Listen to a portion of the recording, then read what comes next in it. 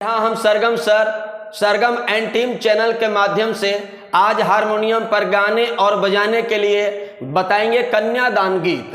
तो आइए हम लोग कन्यादान गीत हारमोनियम पर गाते और बजाते हैं।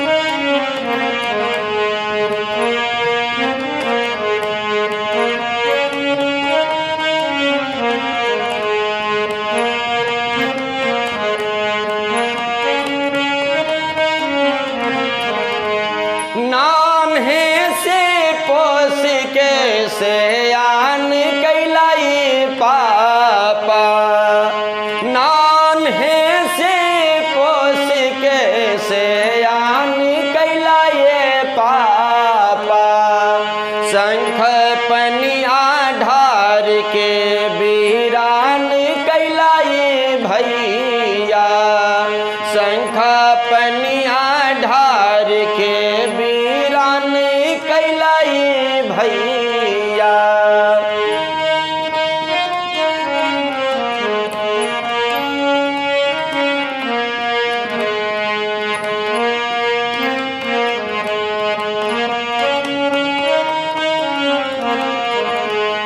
नान है से पोस के सहयान कैलाई पापा नान है से पोस के सहयान कैलाई पापा शंख पनिया ढार के बीरान कैलाई भैया लावा छीट छीट के बीरान कैलाई भैया।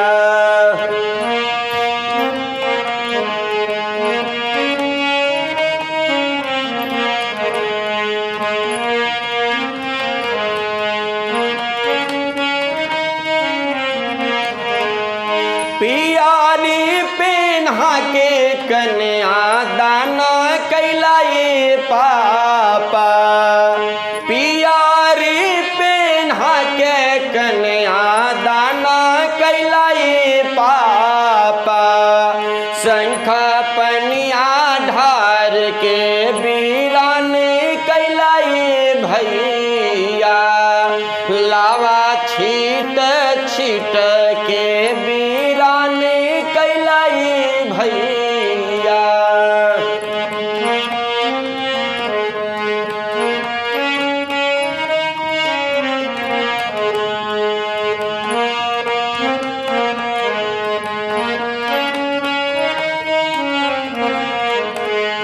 नान है से पोस के से आन कैलाई पापा नान है से पोस के से आन कैलाई पापा शंख पनिया ढार के बीरान कैलाई भैया शंख पनिया ढार के बीरान कैलाई भैया।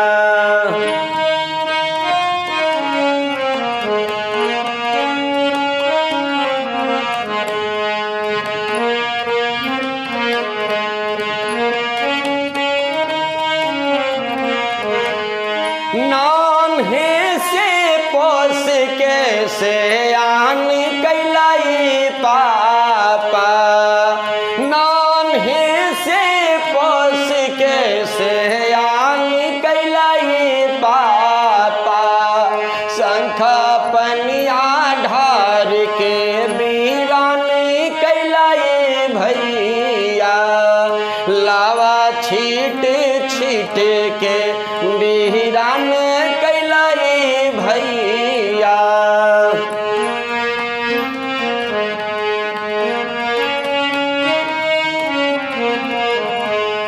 पियारी पेन्हा के कन्या दान कैलाई पापा पियारी पेन्हा के कन्या दान कैलाई पापा शंख पनिया ढार के वीरान कैलाई भैया लावा छीट छीट के वीरान कैलाई भैया लावा छीट छीट के वीरान